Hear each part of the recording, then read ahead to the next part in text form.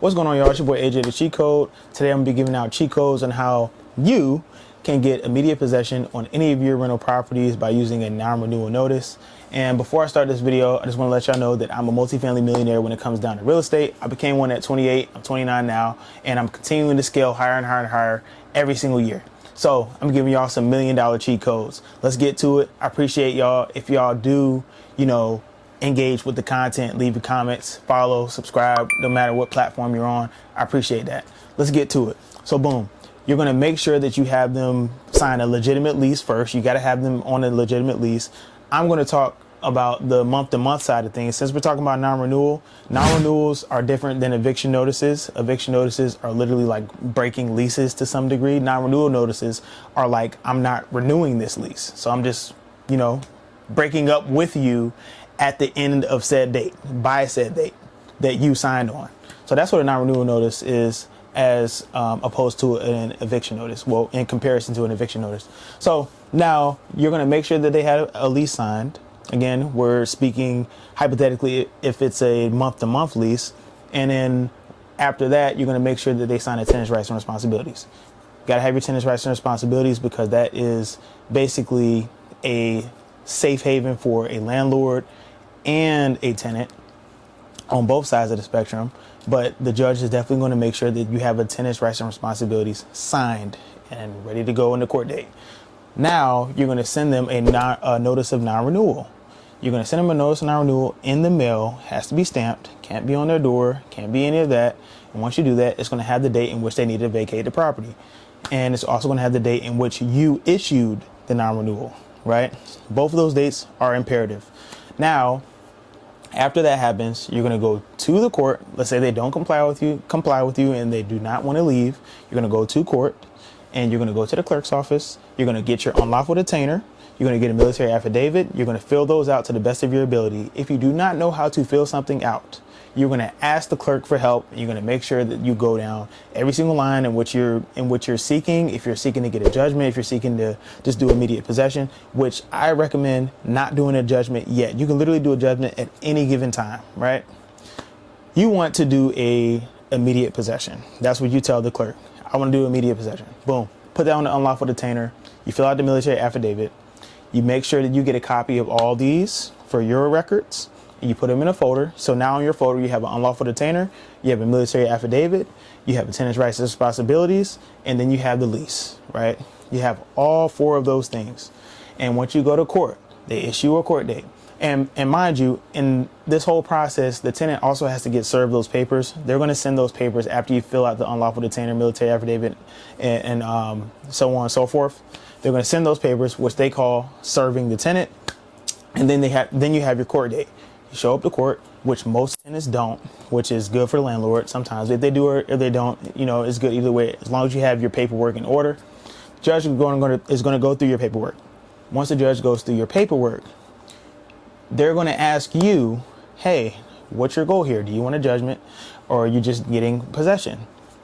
I'm going to tell the judge, hey, I just want immediate possession of my property. I want immediate possession of my property right now. As of right now, I want immediate possession of my property. So once they grant you that possession, once they grant you the possession and they go through all your paperwork and make sure that, it complies with the lease, it complies with the tenants and responsibilities, your unlawful detainer is fully filled out correctly, then they're going to give that tenant 10 days from that judge, from that court date, to move out of your property. If they don't move out in that 10 days, they're going to send a sheriff out there and it's going to get gritty and they're going to move them out. Either way, they're getting out of there, right?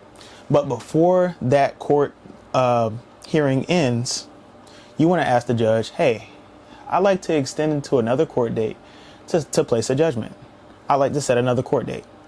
Ask them that like verbatim. And the reason you do that in the court hearing is because it circumvents going back to the clerk's office to set another court date, and it prevents you from spending the extra $65 out of your own pocket. So you're going to tell the judge, hey, I'd like to set another court date to place a judgment. And they're going to give you another court date. Whether the tenant's there or not, they're going to serve the tenant. But you also know the next court date. And then once you show up to that next court date, you're going to have more homework, right? So now this next court date, they're going to have all the other paperwork that you had in the previous court date, except now you're going to bring the rental ledger and you're going to have the security deposit refund letter, right? You need both of those. Those have to be able to show that what the balance is that the tenant paid. If they didn't pay you rent, it has to show that. If they did pay you rent on said day, on the days that you initiated the non-renewal all the way to the court date, it has to translate all of that. Their security deposit, it has to show if you have damages, if you had to get things fixed. You need to have the legitimate quotes printed out. You need to have the damages, pictures of the damages printed out, and you need to have the legitimate proof, and you put it in the file so the judge can review it.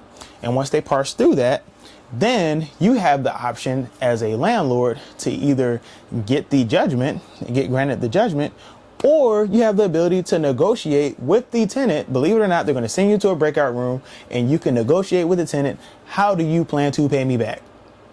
And it's your onus and your responsibility, and it's basically up to your discretion if you want to give the tenant that opportunity to be able to pay you back. Let's say on a monthly plan, right? You can set that up, or you can just get the judgment.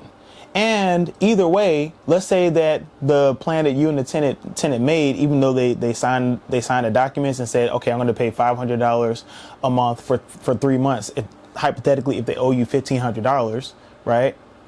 And they default, you can go right back to the judge, be like, hey, they signed these papers here. They defaulted on the payments. I'm going to set a judgment for the rest of the money that's owed, right? Or if they don't pay at all, you go right back to court. You're going to pay another $65, obviously. And then you're going to set a judgment again. And now in that judgment, you make sure that you are explaining every single thing that you want to get paid back for. You can get paid back for court fees. You can get paid back for late rent. You can get paid back for rent, right? If they did not pay rent at all. You're going to make sure that you express all of that in the documents that you give the judge, right? And once they go through that, they will grant you however much that they feel is fair to you and the tenant, and then you go on your separate ways from there.